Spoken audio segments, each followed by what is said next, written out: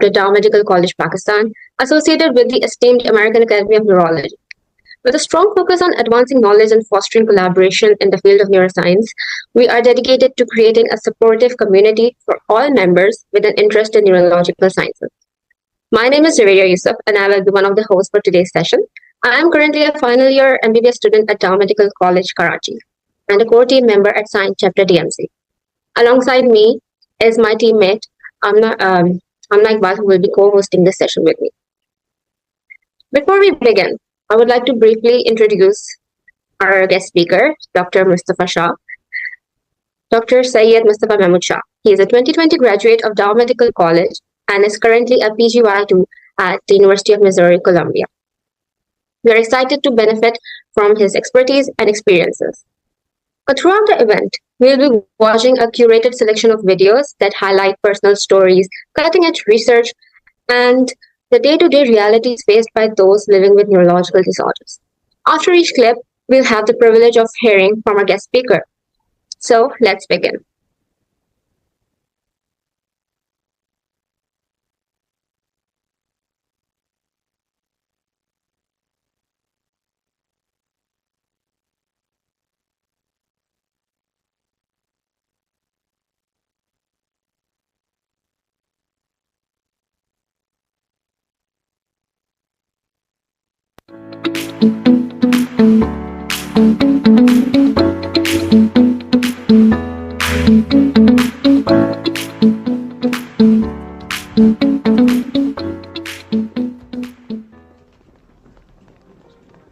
Can you raise your arms? Okay, now try to squeeze my hands. I just did all these tests with her. I thought you were going to give me some stuff to lower my blood pressure. That would kill you. Now push against my hands. If she's in danger of having a stroke... She's not. She's already having one. Smoking on estrogen put her at high risk. Loss of circadian blood pressure variation confirms it. Stick out your tongue. You gotta get a CTA. No, we're treating with IV TPA. Don't we need to locate the clot? We just did. Right deviation means a right vertebral artery occlusion. You can close your mouth now.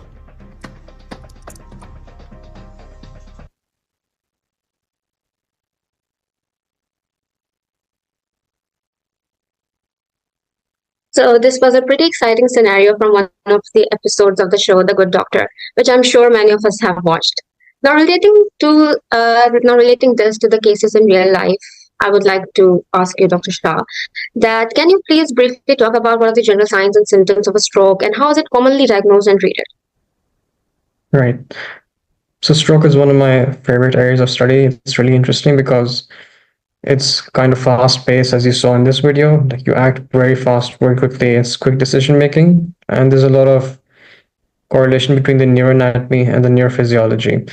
So, for stroke, the way we think about it is thinking about the vasculature. You can have strokes affecting the anterior circulation, which is basically branches of your anterior cerebral artery, middle cerebral artery, or your posterior circulation, and those can manifest in different ways. So, the most common signs and symptoms of stroke that people know of go by the acronym of ACT FAST. So like seeing if there are any facial changes, like maybe drooping of the face on one side, asking them to raise their arms, looking at their speech, so like they may be slurring their words, or in this case, the good doctor basically looked for tongue deviation in one direction.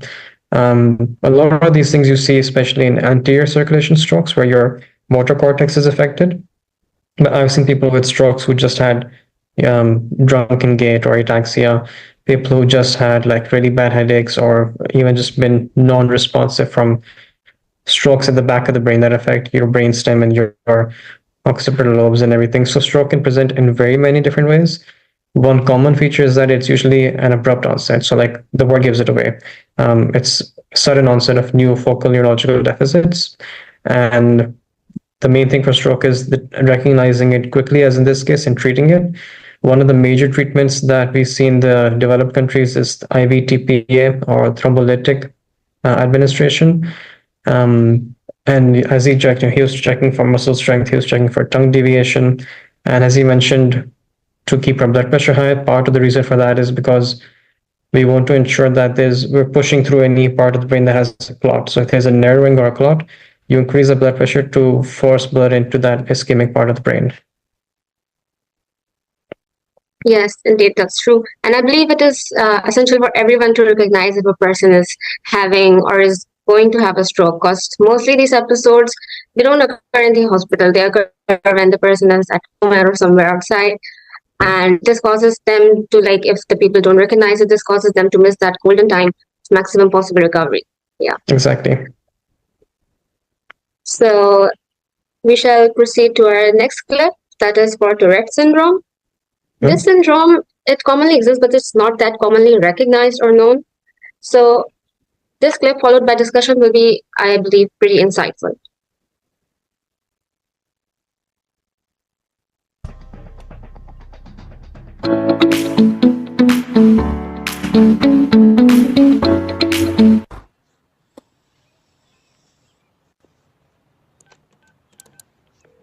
Hello? Is this Ruth? Yeah, I'll be right down. God damn it! Nice day, huh? Yeah. Shove it up your ass! Jeez, you okay? I'm sorry. I have Tourette's syndrome, and it causes me to have these uncontrollable outbursts. It's not so bad. Yeah, it's okay. I mean, you get used to it. Ball sweat! Anus! Anus liquor! You know, there are some places I can't go. Nipple biter! What are you talking about? Barely notice it. Oh. Scrotum! Sperm face! I just can't go near places like churches. Vulva! Elementary school. Jizz trap! Pretty much anywhere. Fart! Dildo! Big titties! Shit hard! Hey, let's put the top up. I'll put on the air conditioning. You probably want to take me home, don't you? No. Yeah, I got an idea.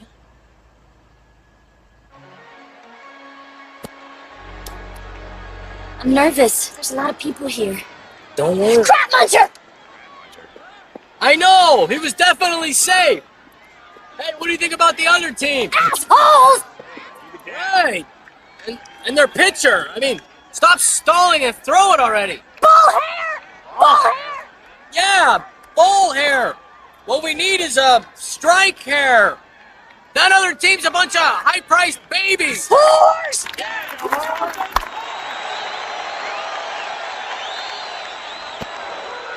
They called him out!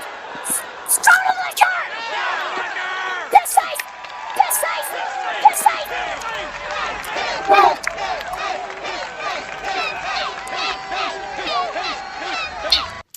Deuce taught me to be comfortable with who I am. Thank you, Deuce.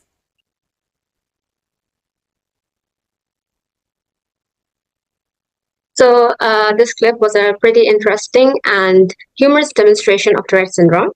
So Dr. Shah, can you please talk about the common misconceptions related to Tourette's and how accurately does this scene portray syndrome? Right. So this was a pretty common, basically, perception or the way we think about Tourette's.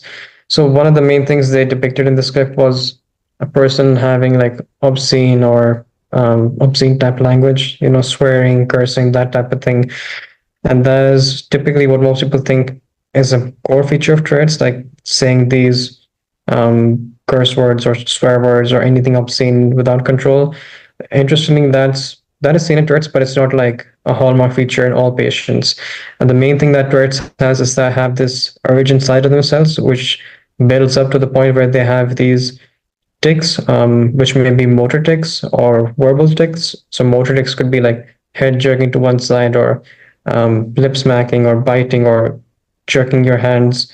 And the vocal tics may be like complex in this case, where you're saying out swear words, or they can be non-complex where you're grunting, snorting, maybe like saying a few syllables. That's often what's seen. And Tourette's is part of the spectrum of like tic disorders, What we need to diagnose Tourette's is basically having duration of symptoms for at least 1 year, having both motor and vocal tics, and being sure that there isn't some other condition or cause leading to those tics. So in this case, as you asked, like a lot of the things are depicted. The motor tics, where she's like kind of moving her head, and more prominently the coprolalia, which translate to like copper is feces, and lalia as speech. So like it's talking shit basically. So those are among the symptoms we see. An important thing to know is that a lot of patients in Tourette's, they have comorbid anxiety and obsessive compulsive disorder, and often they develop other mood-related disorders like opposition defiant disorder, where you have problems with people in authority positions. They can have anxiety, depression, isolation, and a lot of other psychiatric conditions. And a lot of that is because they have this situation where, as in this example, the female character felt she could not go places or be herself, and that builds upon additional mood disorders that can compound the problem. So I feel like this video was like address that aspect as well, like the emotional aspect for the patient suffering from it. Right. So it's like snowball fighting, like one condition is leading to the other and collecting other stuff, and then the condition keeps on getting worse. Right. Exactly. And what will be the treatment considered for this syndrome then? So for treatment, it really is like a lifelong condition. In many people, a lot of the treatment starts from like supportive behavioral care. So from what I read, having a good support system is very important. Like in this case, the man that was with her was kind of giving her support and acceptance. If you're someone like a young child or teenager with Tourette's, having a good supportive teacher at school makes a huge difference. So then if the child has these vocal motor tics at school and his peers or teachers think that they're doing this on purpose and disrupting class, that can again compound learning, compound the person's emotional health, whereas having a supportive teacher can address that and help the person to adapt and make the best out of their situation. As far as like therapy goes, the mainstay for therapy is something called habit reversal training, which basically means, like I said, you get this urge for the tic, and your tic might be, for example, jerking your hand or saying a swear word. So as that urge for the tic builds up, you try to bypass it basically by redirecting the tic through another intervention. So maybe like you clench your hands, or you make a fist or something. You try to do something else that offers a competing response or motor movement that can basically stop you from having the tic. So like clenching your hands so you don't jerk your hands in the air. That's basically what habit reversal training is. That's our first line to basically start behavioral interventions. And if that does not work, we move forward with pharmacotherapy, often with antipsychotics or with alpha-2 antagonists like clonidine or guanfacine. Yeah, so the first line you mentioned about doing some other stuff. So it's similar, I guess, for people to understand this therapy. It's mostly like what people are guided regarding anger management. Like once I read a story, like the mother told her daughter to, whenever she got angry, just go and hammer a nail onto the fence. So I believe that this could be a good correlation between them. Yeah. So indeed, people suffering from Tourette's might be considered socially inappropriate, will face neglect, and this would really affect their mental health, planting seeds for further health problems and deteriorations. Exactly. And a good support group, a supportive, positive environment will definitely help them recover. Yep. Thank you. Now, next, we will be seeing a demonstration of phantom pain treatment. This clip is from another popular TV show, House MD.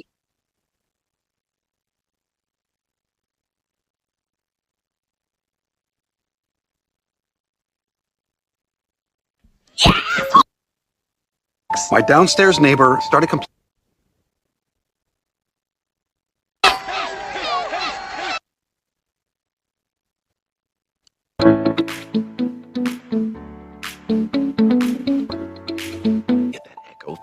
My downstairs neighbor started complaining about the extra noise. What's his name? I don't want you making things worse. He's a decorated war hero who lost an arm in Vietnam. There's no winning with this guy.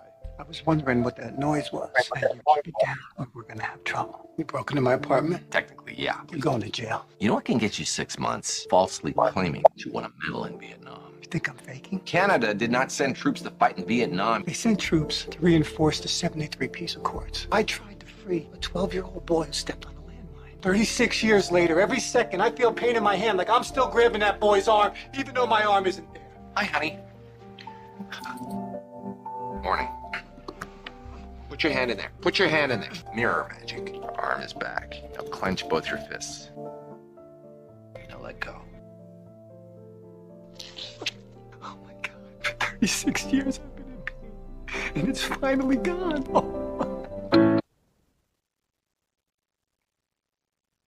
So, Dr. Shah, can you please elaborate what this clip portrayed, explaining what is the concept behind the mirror box treatment and how effective is it for phantom pain?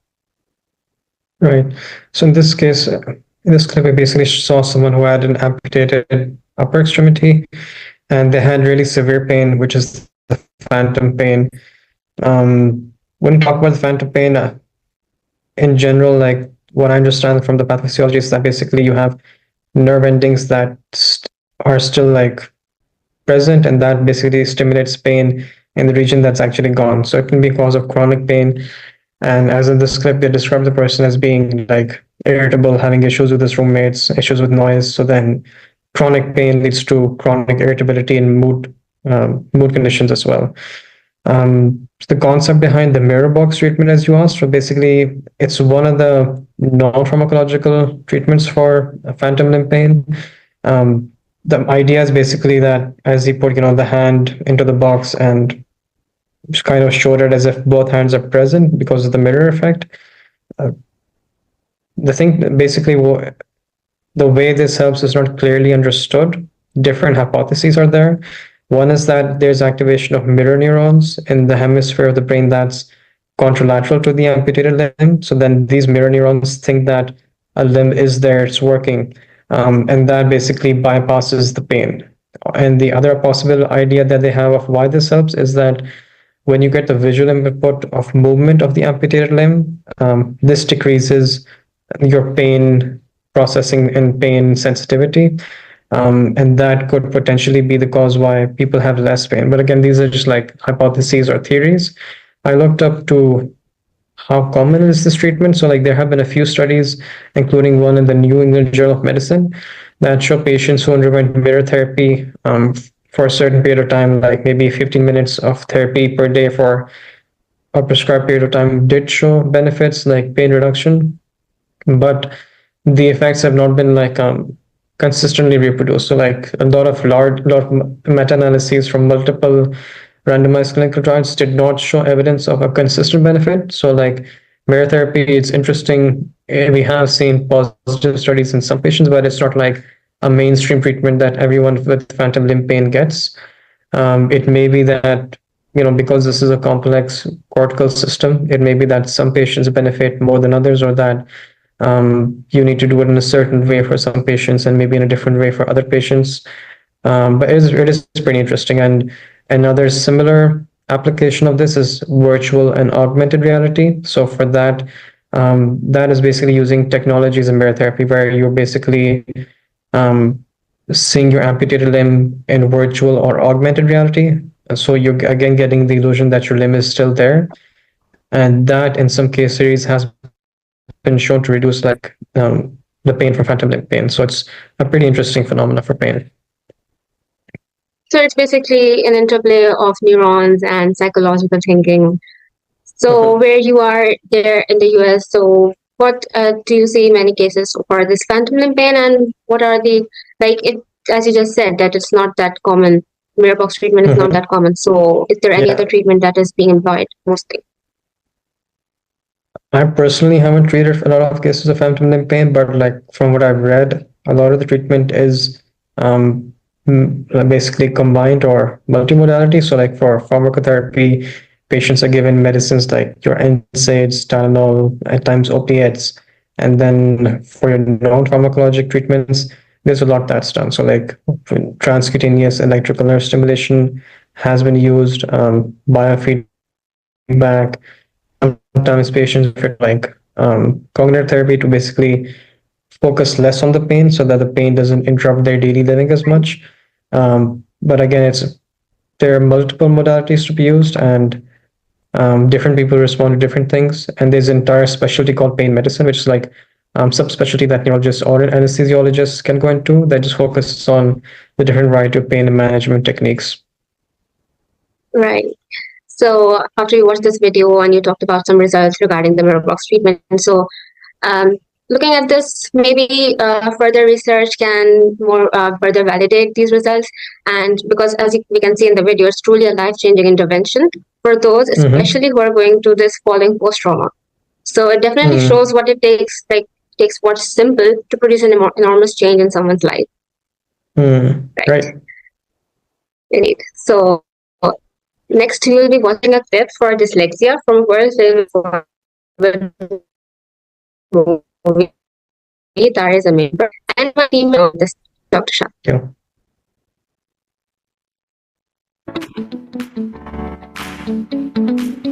पिछले साल वो 3rd standard में fail हो गया, यकीन करेंगे 3rd standard, और सुधरने के कोई आसार नहीं। ये मेरा बड़ा बेटा हर क्लास में हर सब्जेक्ट में फर्स्ट आता है और वो दूसरा। आपको क्या लगता है उसकी प्रॉब्लम क्या है? प्रॉब्लम उसका रवैया, और क्या? पढ़ाई की तरफ, हर चीज की तरफ हमेशा बदमाशी, तेवर ही तेवर, कभी कोई बात ही नहीं सुनेगा। मैं आपसे उसका प्रॉब्लम, आप मुझे सिम्टम बता रहे हैं, आप बता रहे हैं बच्चे को बुखार है, वो मुझे मालूम है।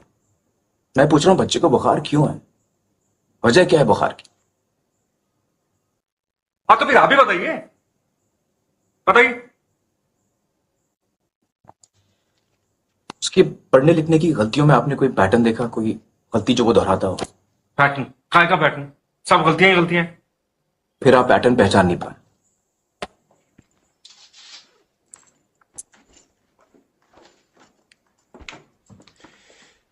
ये देखिए, ये बी की जगह डी तो डी की जगह बी, एक जैसे दिखने वाले अक्षरों के बीच में कंफ्यूजन।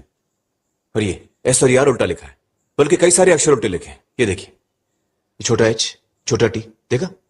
Mirror imaging.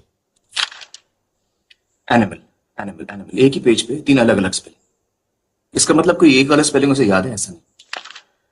दूसरी बात, एक जैसे शब्दों को मिक्सअप करता है। ये टीओपी टॉप बन गया पीओटी पॉट, SOLID सॉलिड बन गया SOILD सॉलिड। क्यों करता है वो ऐसा? बेवकूफ है, आलसी है ना। मेरी समझ से उसे अक्षर पहचानने में दिक्कत हो रही। जब आप APPLE एप्पल पढ़ती है तो आप अपने दिमाग में एक लाल लाल एप्पल बना लेती है। ईशान वो एप्पल पढ़ ही नहीं पाता, शायद इसलिए मतलब नहीं समझ पाता। पढ़ने लिखने के लिए अक्षरों की आवाज, उनकी बनावट, शब्दों का मतलब समझना जरूरी है। ये अहम जरूरत ईशान पूरी नहीं कर पा रहा। ऐसा कुछ नहीं है, ये सब बहाने हैं पढ़ाई टालने के।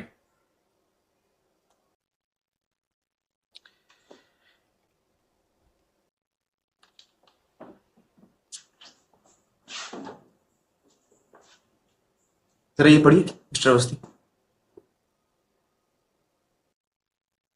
ये कैसे पढ़ सकता हूं मैं? ये तो चाइनीज में। अरे कोशिश तो कीजिए, चलिए ध्यान दीजिए।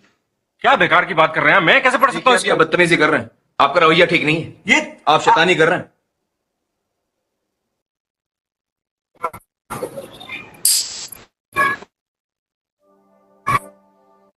So, hello and assalamu alaikum everyone. My name is Amna. Thank you so much, Jabiria, for taking this session so smoothly. So now I'll be proceeding with the next steps of this session. First of all, we have watched one of our favorite TV show, which is Tare Zameen Par, where the kid was having dyslexia. So let's proceed. First of all, let's talk about how this movie helped in raising awareness about dyslexia and the intellectual disabilities. How do we differentiate and how do you feel this movie has impacted the people in knowing the differences about this condition?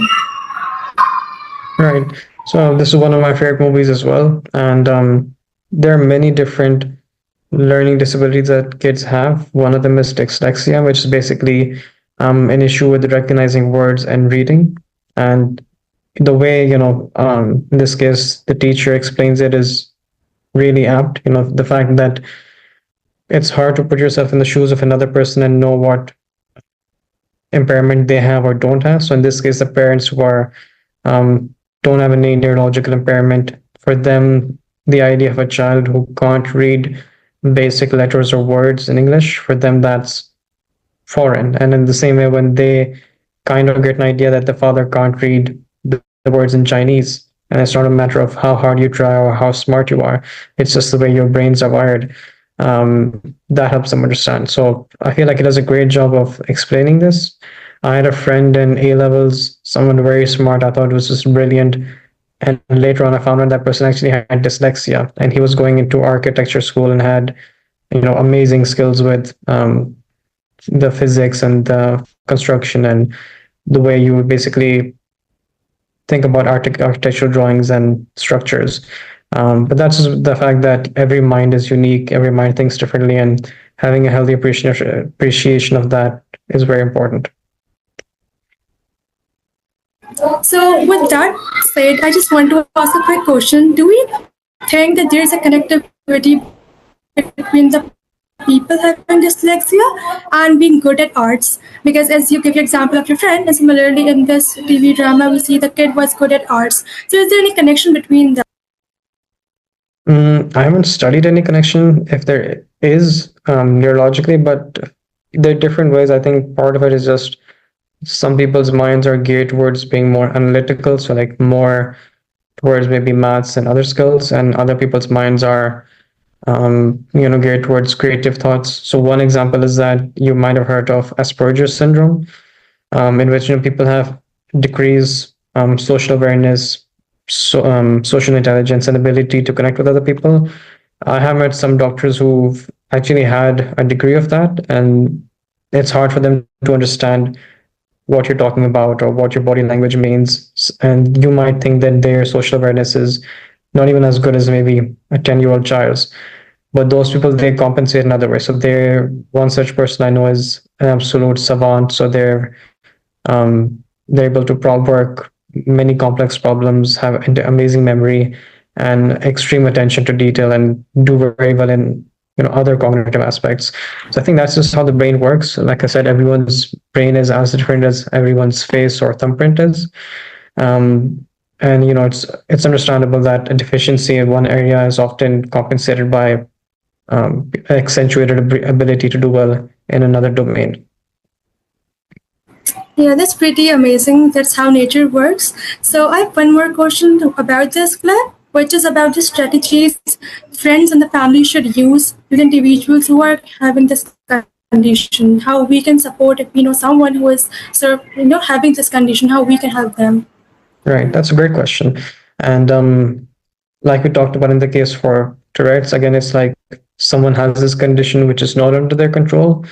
The critical thing about dyslexia is that early intervention can make a big difference. So if a child has dyslexia, that's recognized maybe at like a primary school age, versus an adult in whom dyslexia was never recognized, the timing of intervention and getting them the education and care that they need can make a big difference in their ability to overcome or at least compensate for that impairment and to do well in the future. And in dyslexia, because the main issue is basically reading, identifying words and syllables, a lot of the therapy is basically phonological therapy. So like understanding the way words look, the way they sound, their phonemics, and the way they're structured into words. And doing it early on helps the kids recover better because of their brains are still growing and developing. So there's more room for them to understand that. And then the other aspect is a lot of kids with dyslexia, if they're not treated well by their parents or peers or teachers, that can lead to a lot of mood conditions. They can develop like oppositional defiant disorder, issues with authority figures, negative self-perceptions, anxiety, depression, other things, and that can, like we said in the case of Tourette's, compound the issue. So like having a good support system, having teachers and family members who are aware of the problem, diagnosing it early, those all make a big difference. And ruling out causes that can mimic a learning disorder. So like people with visual impairment or hearing impairment, like if there's a young child who has a hearing impairment, you might just think the child is not intelligent or not paying attention or has a learning disorder. But ruling out these reversible causes is also very important.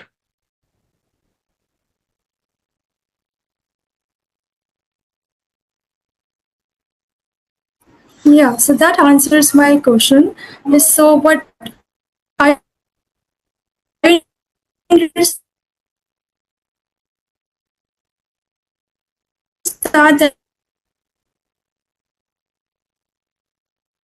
that we need to make sure that the diagnosis is very early from very well awareness about the disease, of course, which is from our favorite TV show, How Sandy is having hallucinations. So let's proceed with the clip first.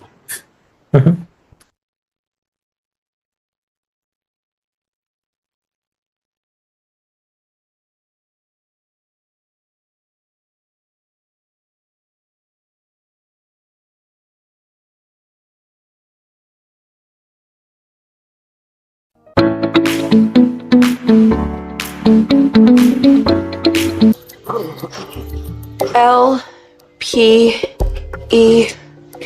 Do I have to be in the same room as him? Whatever he's got, you've got. Fifth line. Are you sure? Pretty sure. Fifth line. Am I gonna die? Can we talk about something besides you for a moment? Like maybe the fifth line. F-E-O-S-P.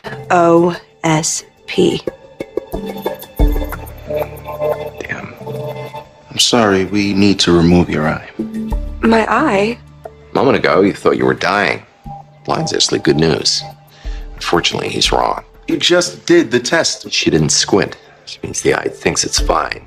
It was wrong. I know, the eye doesn't think. Brain thinks, which means thinking's wrong. The brain's wrong. Which means it's spread to the brain, which means it's too late for us to remove the eye. Which means we're gonna have to remove your whole head. Don't worry. It doesn't hurt.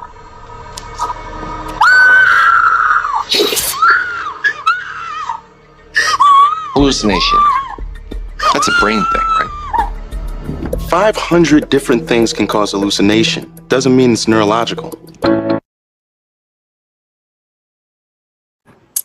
Okay, so Dr. Shah, after this, like watching this clip of House MD, how do you think hallucination is being differentiated? Either it is being a purely neurological issue or being a psychiatric one. So what causes hallucinations and how do you classify them?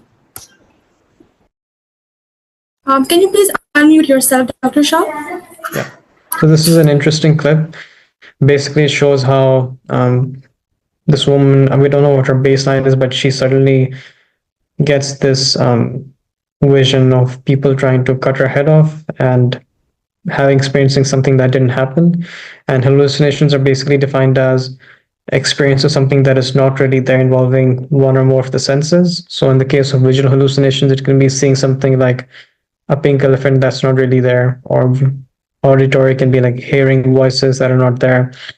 And the interesting about hallucinations that you kind of implied was, are they a neurological problem or psychiatric or both?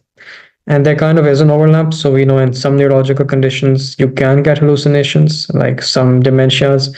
And in primary psychiatric conditions like schizophrenia, you can also have hallucinations. The interesting thing about this case is that it felt like it was more than hallucinations to me. Like one, it was an abrupt change from the person's baseline. Like she seemingly had no previous hallucinations, it was new. And then there was a thought process of like paranoia as well. So one thing you asked about what we see in the hospitals.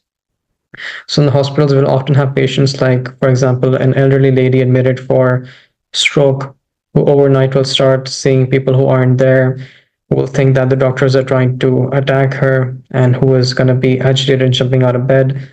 And that is often something we call delirium. So it's an acute change in your mental status with waxing, waning level of consciousness, something you've probably read in your like books and everything. It can have hallucinations, can have delirium, can have disordered thought process. So like thinking that doctors surrounding your room are actually trying to hurt you rather than help you, and thinking that family members are imposters or something. And it's good to differentiate that, because delirium is something we can treat, and hallucinations are something that, depending on their underlying cause, might need different treatments. Yeah, that's very interesting take on this. So how do you manage hallucinations in the clinical setting? So if you face any patient who is having this, how would you as a neurologist proceed with the case?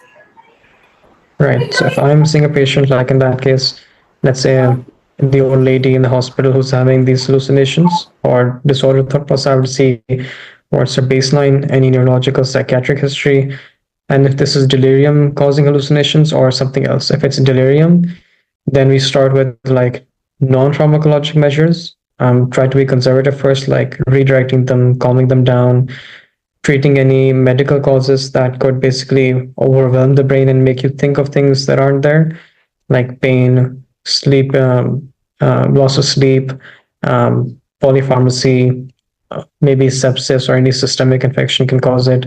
And if it's basically someone who's medically fine, who's had hallucinations for a while, this is an established condition, you'd see why are they having hallucinations? Are they having it because of like a dementia, like Lewy body dementia, where you have visual hallucinations? Are they having it because of a primary psychiatric condition, like for example, schizophrenia and auditory hallucinations? Or sometimes even seizures can cause like hallucinations, like maybe olfaction, something affecting the temporal lobe. You see things, you maybe smell or hear things that aren't there, and you address the underlying cause. But if it's a primary psychiatric thing, then antipsychotics are typically the pharmacologic method. Yeah, that's very interesting. One more question about this. People are very confused that hallucinations is very considered a big misconception. In like Pakistan general public, how in USA you see people having misconceptions about hallucinations, and how do you address that apart from medications? Now it comes in explaining the condition to the patient. So how do you make sure that the person is knowing this is a medical issue rather than a superstitious thing? So can you please answer that? Figuring out whether it's a medical versus like superstitious issue, for that the main thing I would just say is educating the family. If the patient's someone who's not in like, they're not in having intact senses or intact mentation, you can only calm them down. A lot of the calming down is like providing less stimulation, less disturbance, and like some comfort by like having family members at bedside.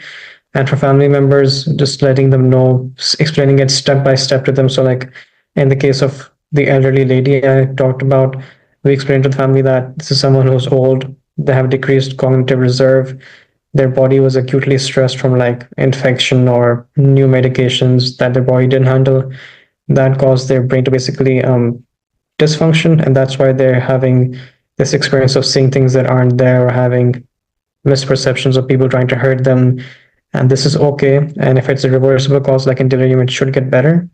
Giving the people like a logical sequence and calming them down, not freaking out yourself, goes a long way. Actually, Dr. Shah, we are speakers when Kumar is not here. So I will just like to give a bit introduction about Dr. Sahil. Dr. Sahil Kumar, hello, how are you doing? How are you guys doing? Can you hear me? So I would like to give a brief introduction about our guest speaker, Dr. Sahil Kumar. He is currently he is a 2021 graduate of Dow Medical College and is currently a PGY1 at JFK University Medical Center.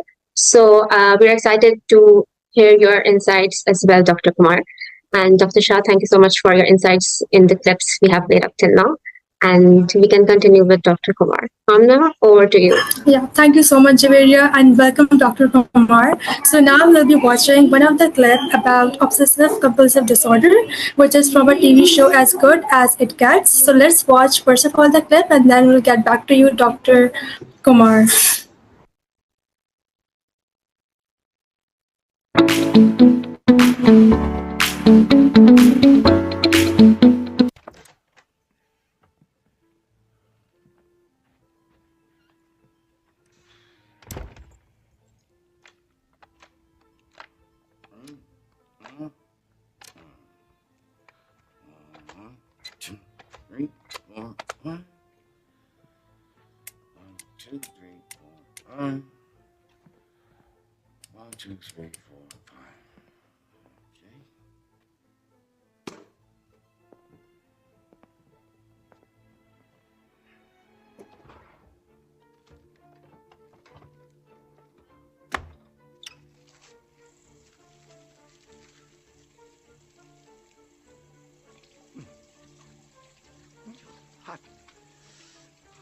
Hot.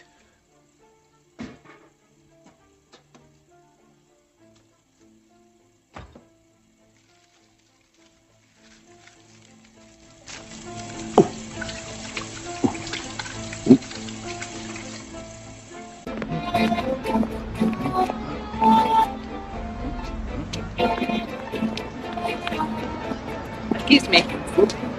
Don't touch. Don't touch. Get a life. Hey, watch. Don't touch. Hey.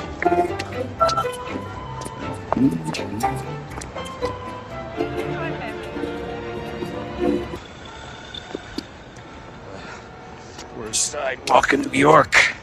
Look where they put it.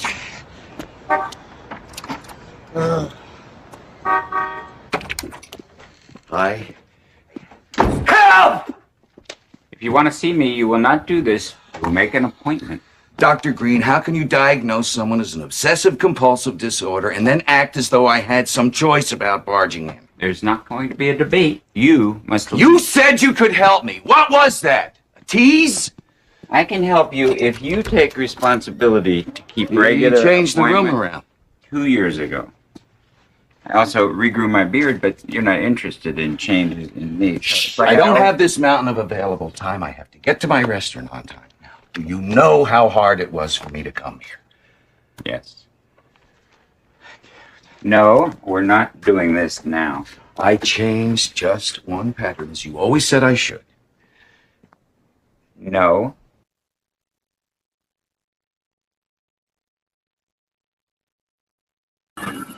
Okay, so after watching this clip, Dr. Kumar, how do you think this scene was good enough to depict the OCD symptoms and the treatment?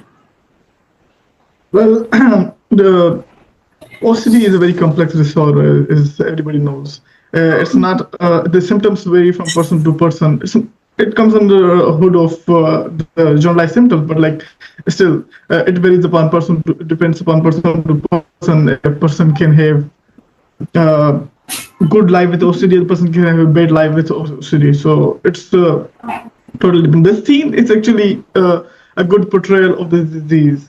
The way the Jack Nicholson comes and turns on the light 4 times. It's a classical pattern for the OCD. And then again, while he washes his hand and in his drawers, he knows that he cannot. The fear of the OCD is so overwhelming that people cannot sustain it. There was another show.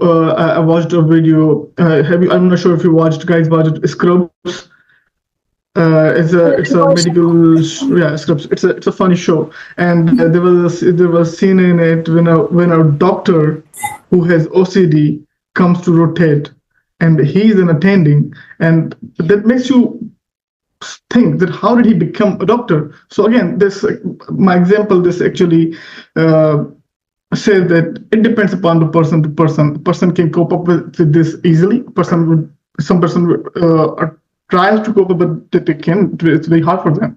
So yeah. So this is a good portrayal. This is a good portrayal of this disease, I think. And to live with OCD, it's very hard. I've personally not seen an OCD patient, but I've only watched movies, and I wish that I would have to work with them or to deal a case with them, and I'll get to know more about this disease myself in future first-handedly by treating them. But yeah, symptoms, this repetition, fear of change. This is a very classical presentation for OCD. Some of them are very germaphobe. And there are also multiple associations with the other neurological disorders as well. I think OCD is also associated with ADHD, Tourette maybe, movement disorders.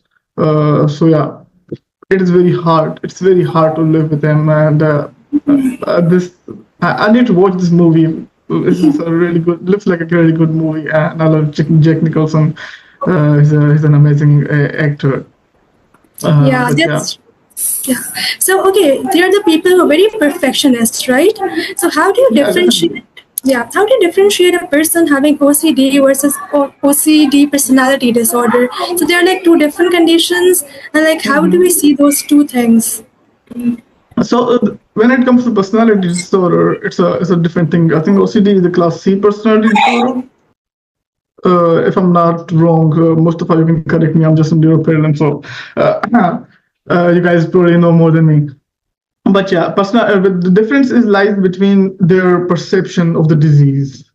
In one category, they know they have this condition and they have insight of it. In other, they are completely in denial of it. You guys can correct me if I'm wrong at any point. I may not have read about it too much into the detail, but yeah, that's what I think. This is what I learned. This is what I know that's how it is.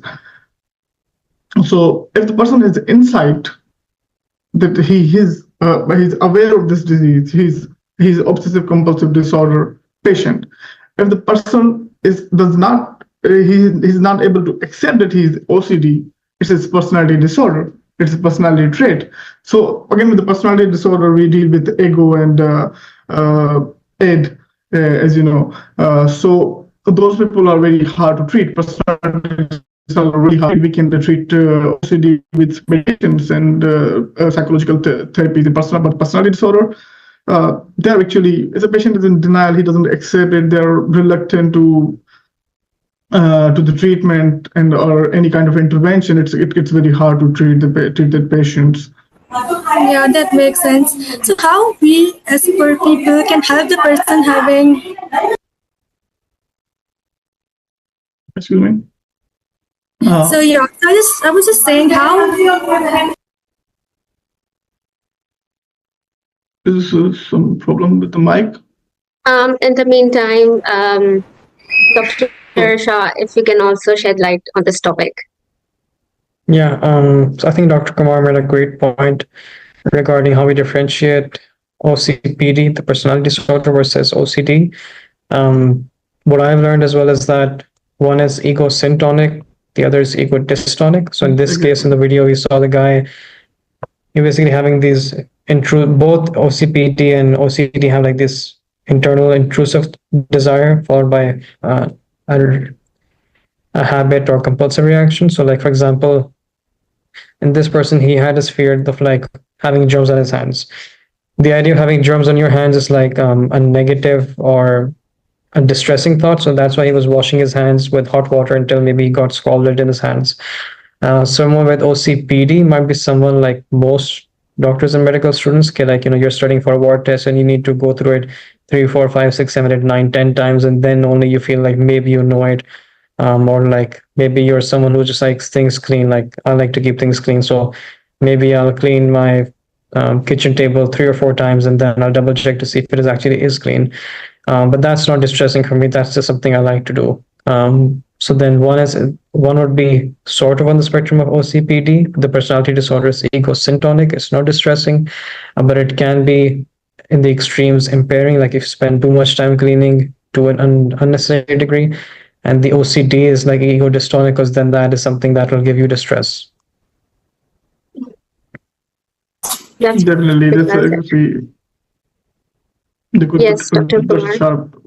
Dr. Shah is right about this, and it's actually explained it very beautifully, better than me, definitely. And I totally agree with Dr. Shah here. Yeah. Thank you.